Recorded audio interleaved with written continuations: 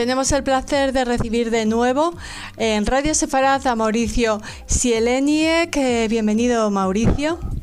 Bueno, muchas gracias, Raquel. Muchísimas gracias. Nada, un placer. Seguro que muchos de ustedes reconocen la voz de el que fuera director del mensuario Identidad, que sigue pensando, que sigue compartiendo sus ideas, sus reflexiones con todos nosotros. En este caso, Mauricio, ¿de qué nos quieres hablar hoy? Bueno, mira, voy a hacer una introducción que no es el tema, pero no tengo más remedio que empezar hablar del color naranja. El color naranja, los globos que se han tirado al cielo, que nos han rodeado, que es el símbolo, y me gusta muchísimo este símbolo, no solo del dolor que sentimos de lo que sucedió el 7 de octubre del 23, sino que a la vez el rojo es la sangre derramada en ese día, es la sangre de los niños de la familia Vivas judía derramada, un niño de 9 meses, la niña de 4 años y la madre muy joven, que de alguna forma estuvo rodeando el símbolo de toda la tragedia grande vivida. 1.200 asesinatos de civiles solo por ser judíos e israelíes, y el color naranjo es también el color del cabello de los niños que los rodeó.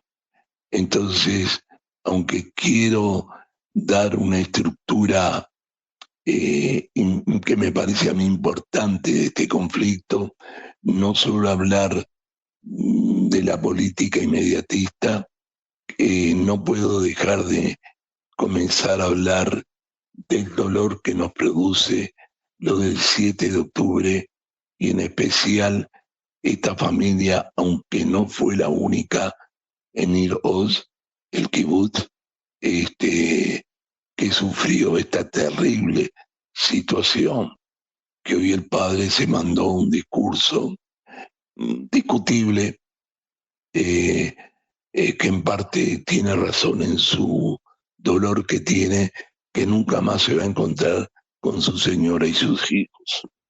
Bien, ahora empiezo con un esquema.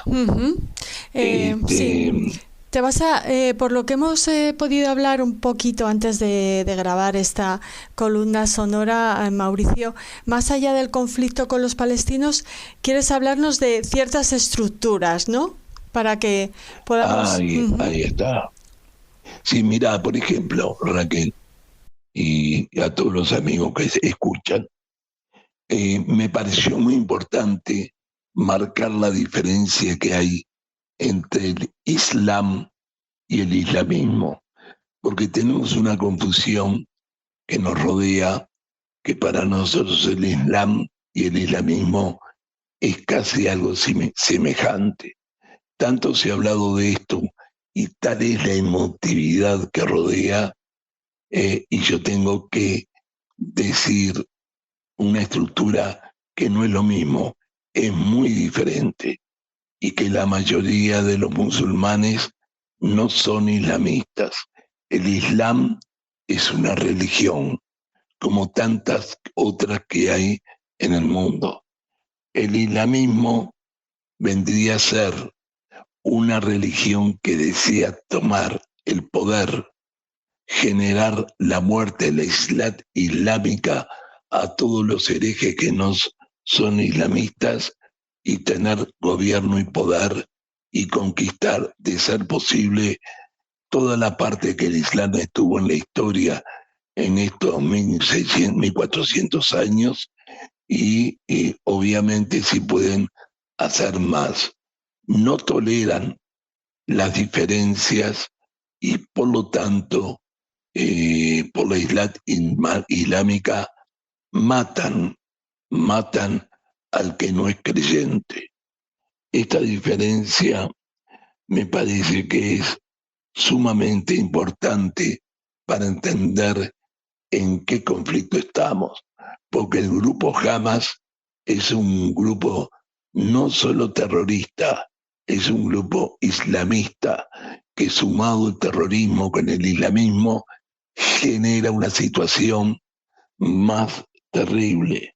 Por algo tiene cohetes, misiles que no van contra el ejército de Israel cuando tiran contra nosotros en Israel, sino van contra la población civil, tratando de matar y destruir masivamente civiles, lo mismo que hicieron el 7 de octubre.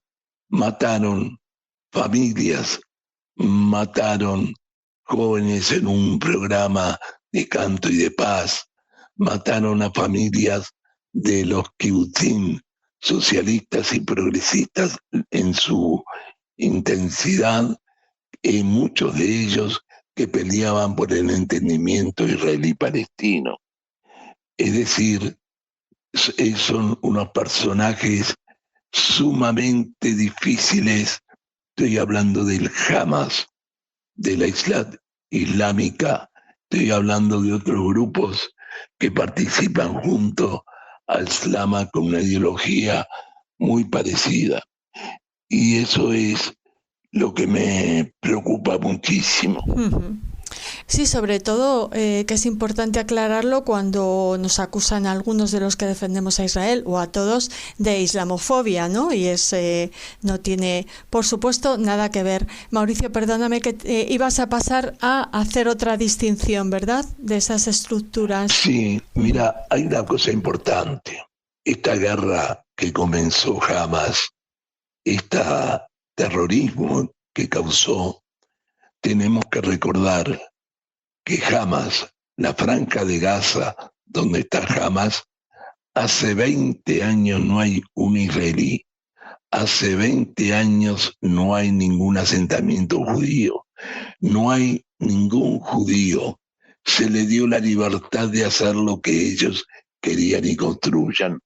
Ellos tienen dos fronteras, con Israel y con Egipto.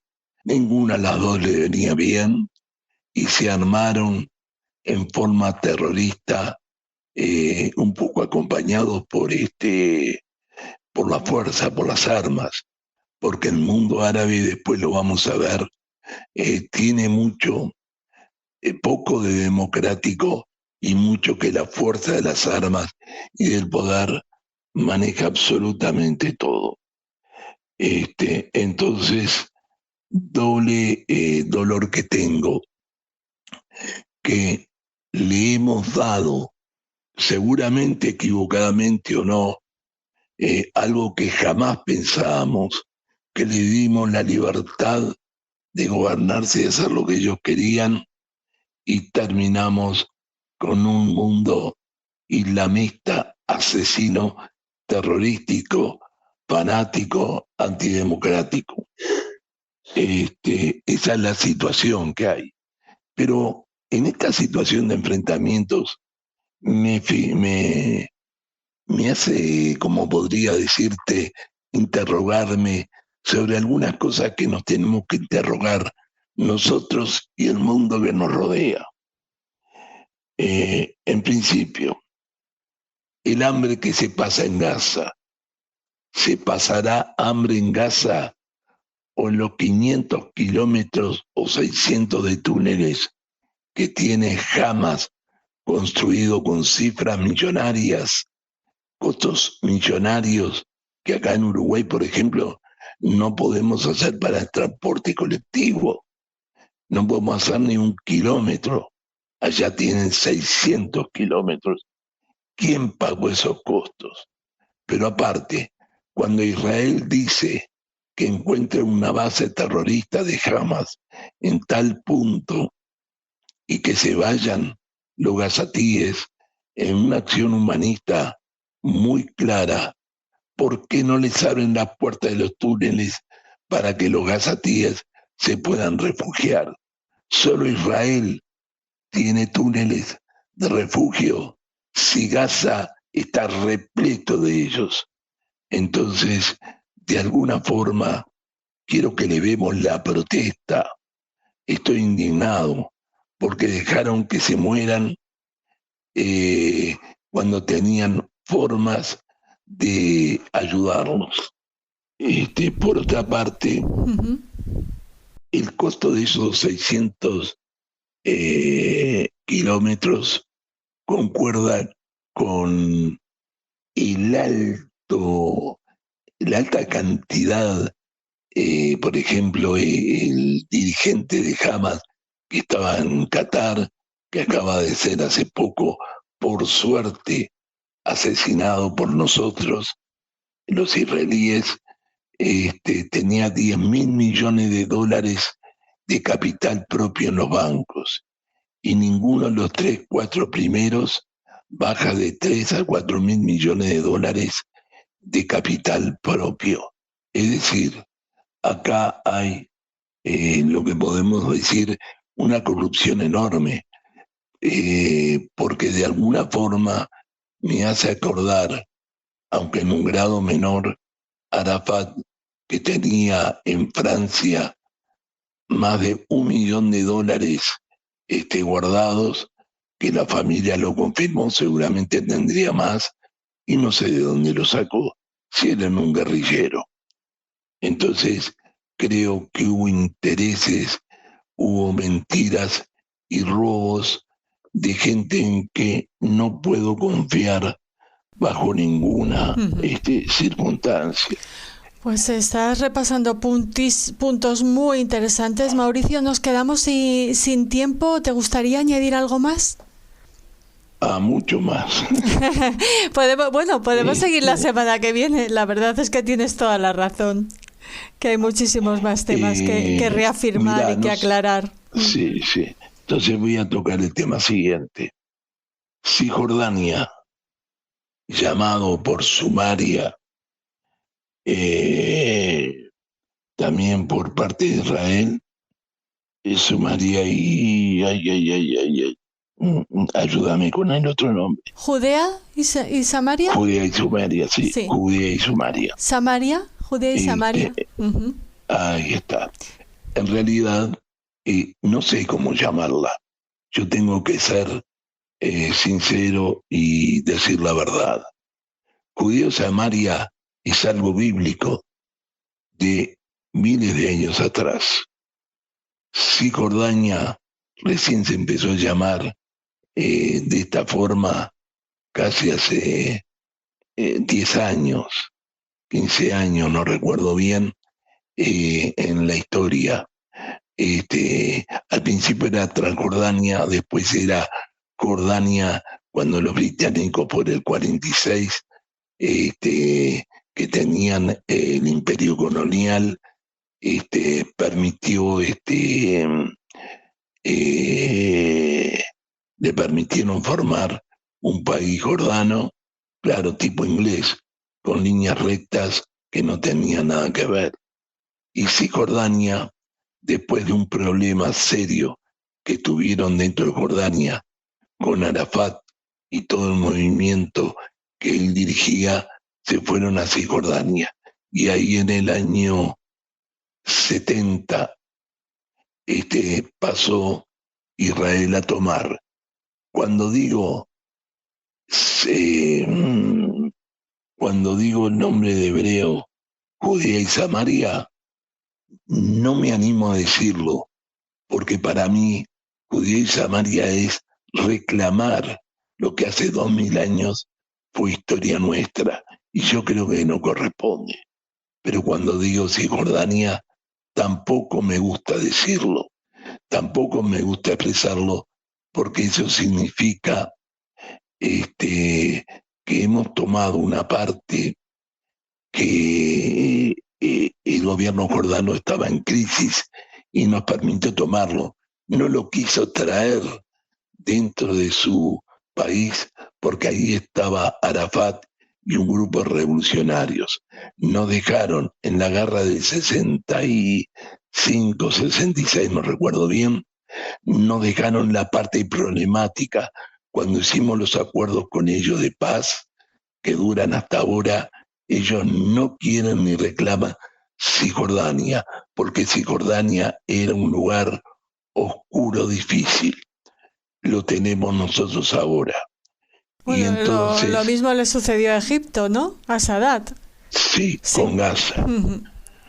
Con Gaza. Y Sadat fue asesinado por haber hecho un arreglo con Israel. Obviamente por gente de una calidad extrema, lo mismo que tuvimos nuestro primer ministro asesinado años después por un fanático religioso israelí. Yo no sé si sigo o si querés preguntarme o dejamos acá. Pues yo creo, Mauricio, que podemos dejarlo aquí y seguir, si te parece, en un próximo programa analizando esas cuestiones que has empezado a plantearnos, esas estructuras ideológicas, formativas e informativas de las distintas partes del conflicto tan importantes para, entre otras cosas, saber defender el derecho de Israel a defenderse, ¿no? Sí, elementalísimo. Raquel, si vamos a seguir, te pido que lo coordines adecuadamente. Muy bien, pues así lo haré. Mauricio, te agradecemos muchísimo que hayas compartido tus reflexiones, tus años de experiencia en este tema con nosotros, y te esperamos en el próximo programa. Bueno, muy amable, y un abrazo y fuerza a todos los que nos escuchan en estos momentos tan difíciles. Shalom.